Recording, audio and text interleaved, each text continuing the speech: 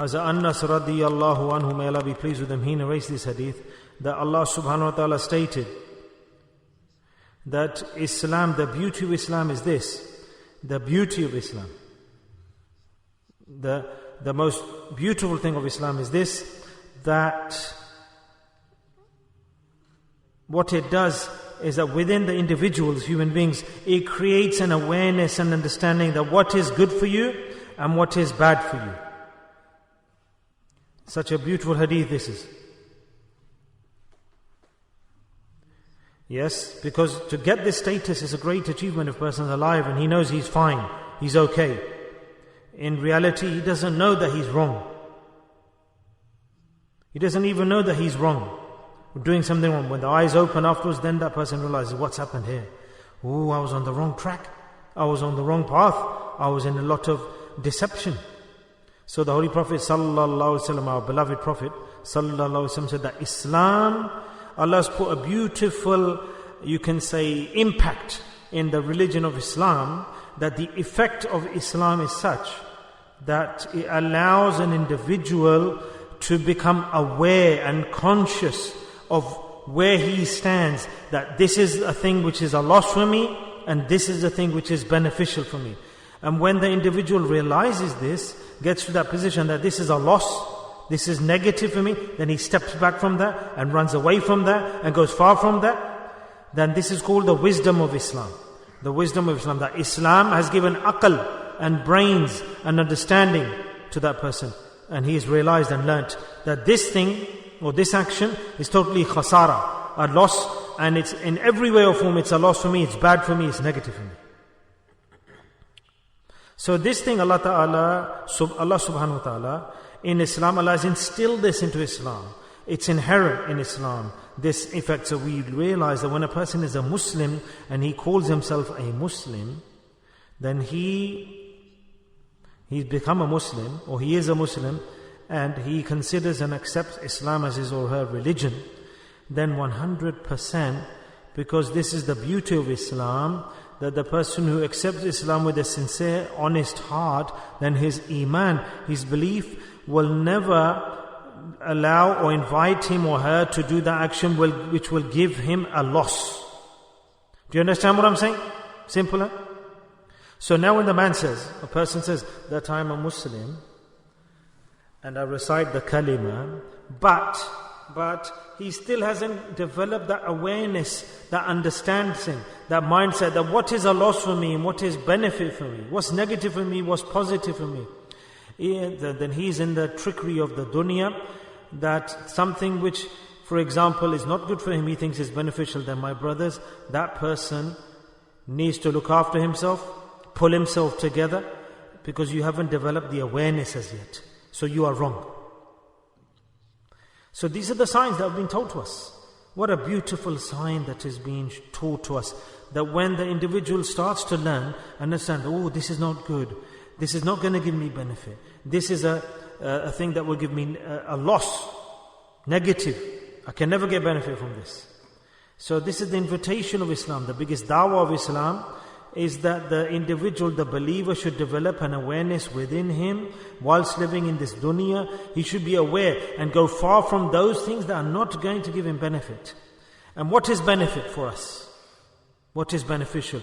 Beneficial is this, that Islam teaches us that the real benefit for you, O believer, is that your hereafter, through any action or whatever you do in this world, your hereafter should be improving and getting enhanced and benefit. So this is what Islam is inviting us towards. The first da'wah Islam gives to us is that your hereafter, that should be getting better, that should be improved through what you're doing here.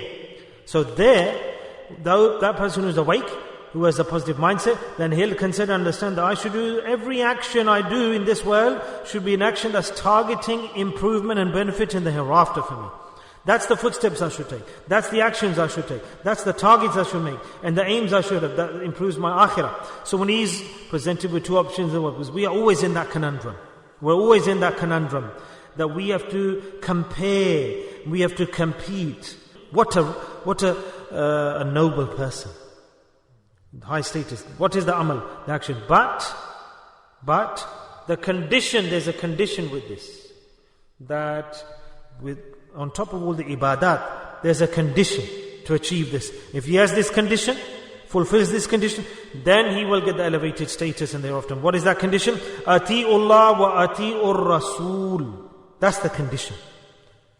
Yes? So if whilst he's doing the faraid deeds of Islam, he's doing them under the banner of Ittabai Rasul, following the Prophet ﷺ, and for the sake of Allah he's doing them, then what's the condition? Ittabai Rasul, following and imitating the Holy Prophet ﷺ in his actions. Whilst he's following the Holy Prophet ﷺ, then he's just doing these actions, the faraid in his life. He prays salah when Allah calls out, he goes to salah. When Allah orders in fasting in Ramadan, he fasts in Ramadan. And when he's got money, Allah orders him to spend it in zakat, in the form of zakat, he spends it. And when there's time for Hajj, the season has come and it's compulsory and he goes on Hajj as according to the instruction and the conditions. So if he does these 4 actions, he doesn't delay in them. Salah time, no laziness, no negligence. Wherever the call comes from salah, he goes there and prostrates. Quickly, immediately, where Allah Ta'ala is calling him, he goes in that direction to pray salah. In Ramadan, he keeps the fast. And when it's zakat time, he pays the zakat. Hajj time comes, he does the Hajj. And if he has money, he has good health, and it's the Hajj season, then Allah's Nabi Sallallahu Alaihi Wasallam stated that if any person does not go on Hajj, then if he dies as a Yahudi or a Nasara, a Jew or Christian, I cannot be responsible for him. Big warning. Big warning. The whole year, then his life's in danger. If death comes, then whether he may die as a Yahud or Nasara, we cannot be responsible. We cannot say. So this is, Hajj is a big ibadah, big worship. Once in a life, if you have the money, and there's no Sharia excuse, you have the health, everything is intact, and there's no other Sharia excuse, then after that, a person cannot delay the Hajj, stop doing the Hajj. If he stops, delays, then the rest of the year upon him there's a burden, a danger. Oh, may death not come, because this death will destroy me. So these 4 amal actions, Allah's Nabi Sallallahu Alaihi Wasallam prescribed to us when an individual does these 4 faraid, and under the banner, the shade of Ittabai Rasul, according to the lifestyle of the Holy Prophet Sallallahu Alaihi Wasallam. What is Ittaba of the Prophet Sallallahu Alaihi Wasallam? What's his imitation? That whatever I give to you, you take, whatever I tell you, prohibit you from, you leave that. That's Ittaba of the Holy Prophet Sallallahu Alaihi Wasallam. In every action of your life, you're doing Ittaba. Your face, appearance, libas, clothes, walking, talking, character, conduct, manners, tijara, business, buying, selling, taking, giving, relatives, relationships, friendships. Then his hashar will be with the siddiqeen wa shuhada. And this is the beauty of Islam.